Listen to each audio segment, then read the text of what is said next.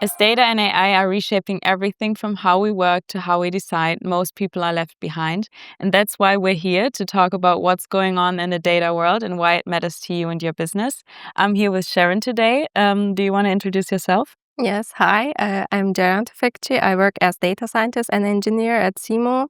I'm here today to talk about how business world affects the tech world with Moeshah. And I'm Moeshah. I've worked at Zemo for 1.5 years in the business development team, and I'm excited for this new podcast to talk to you and, to learn together. And let's see how it goes.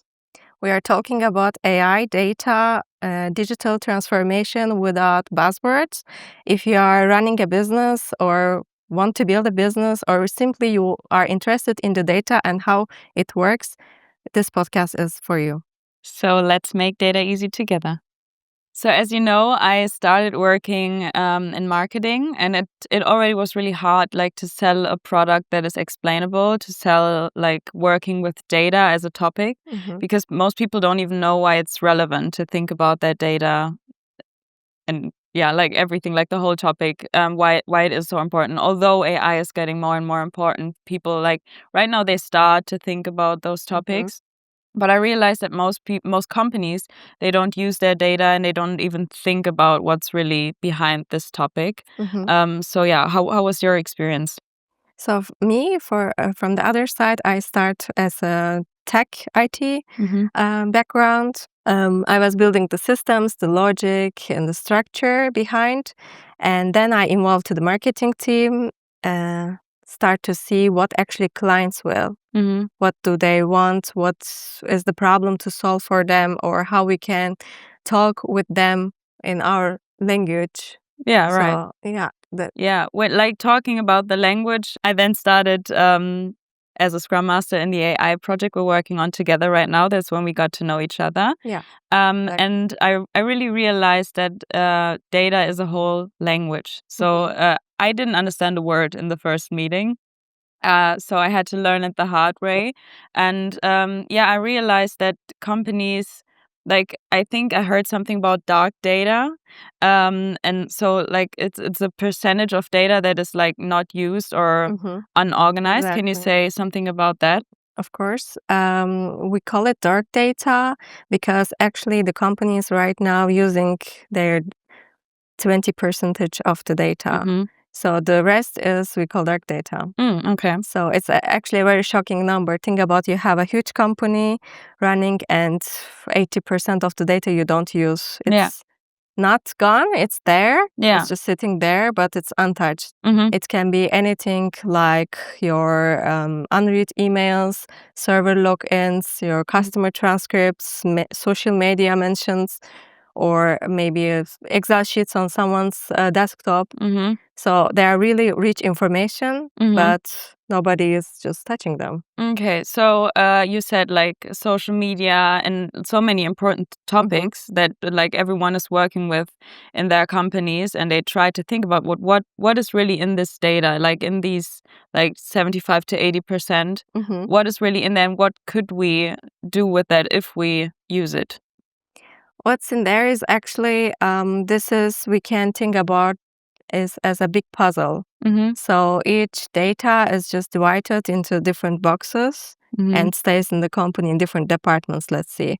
Because when you just open your CRM system and want to check some Excel sheets or some other reports, what you see is just an individual number. But you know what is that, but you don't know why is it there, what's the connection with the other data. So it's actually the aim is to find the relationship between this data with the others. So and how can we start with that? So I'm a company now, and I've realized, okay, so there's a lot of data that I could use. Where do I start? Have to start first, access your data and clean it and then analyze it, which is actually not the easiest thing to do. For most of the business, it's very overwhelming because you need to pull the all data and then, you have to investigate much time for it and good tools and dedicated people. So can be maybe also it's just accumulated data. It's not only one-time data is there, it accumulated by each minute. So in this case, you need a system that can pull all data and then make it work. So you talked about CRM and so many other tech ERP, words. CRM, Yeah. Can you maybe explain what you were talking about? Of course. CRM is a system where you can see, for example, your sales, and in ERP you can see your stocks, for example. But what you see is just again a number report. It's something. It's not related. So what we should ask, for example, what the client did follow, which steps the client followed before they buy this product, or if I see my stocks and what should I think for the next steps. So what's actually the benefits for me, or how it does it look like for the next client or next month, or so I have to look why behind the what in this case. So what is the benefit of all of that? All of that, the benefit is actually you know how to use your own data.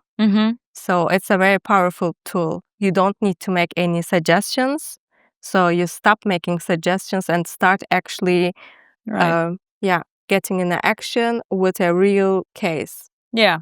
So right now we're maybe making decisions based on a minimum percentage of what we could make our decisions on, and it's maybe about $1 million the decision, and it would be very intelligent to look at your data first. And you can also, for example, predict the customers who wants to leave. You can predict it before they leave. Or you see there will be some problems in the system, and you can help with this prediction to make it smoother. Yeah, so it's really about money in the end. Yeah. And that's what we're all here for, right? That's why we have our companies. So it's really important. Yeah.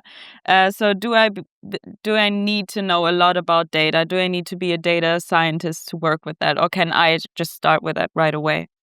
Absolutely, you don't need to be a data scientist for that. This is actually the most common questions. What you need is you only need to show or choose one business problem, one core business problem, and then try to get the related data into this. And then you ask why, a lot of why. So in this case, you can just follow your questions and then try to figure out what's actually going on. And at the end, you became a data curious person. Okay. So how are you working right now with your data, and how is it going in your company? Maybe you can let us know, and we could talk about that topic together in the comments. That would be really nice. Comments.